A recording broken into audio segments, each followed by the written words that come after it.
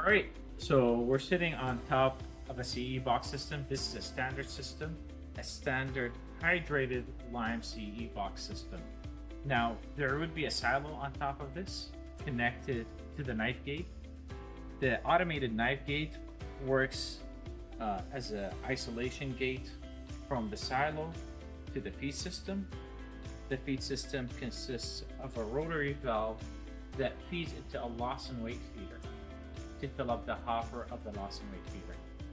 As part of the roof level of the CE box, we have this system, which is the exhaust fan, which remove all the steam to the clean air through this mechanical piping and this electrical fan.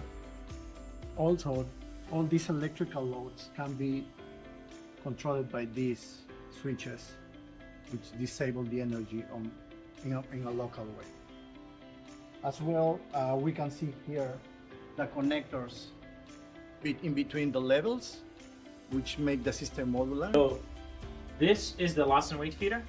This is connected to the roof of the CE box system, the hydrated lime system.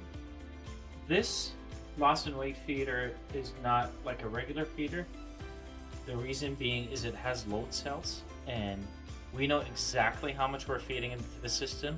And for a hydrated lime system, high density hydrated lime system, where the accuracy of the mix is really necessary, it's required to have something like this. And that's why we put a loss and weight feeder in this system. Right, so this is the main level where the mixing happens. The feeder will feed into the mix tank.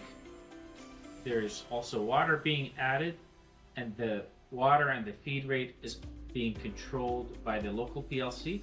So all that is calculated, sent into the mixing tank, all mixes together. Because there's possibility of dust and steam, there's this cover that pulls out the dust, and we don't want any product coming out. So there's water associated with this cover that pushes the dust back down. All right, the mixer, there's the level transmitter for the mix tank that tells you how much product is in here, how much mixture is in here. Once everything's mixed, the product is pumped out by the pumps over here into the customer system. So in order that the system works properly and in an efficient way, this is the main control panel, which includes also the power part of the system, which control all the electrical loads. So the PLC is into this panel, and this control all of instrumentation and also the radio about the water and line, as well the slurry flow. And also, as you can see here, there is the main FCB, which is one of the main part of the system, which allow us to control the radio between water and line. This is the silo fill panel. This is used by the operators or the truck drivers to fill up the silo. When the truck comes in, the operator would come, turn this on, the sequence starts running, and you know the sequence is running because of the light, to fill up the silo.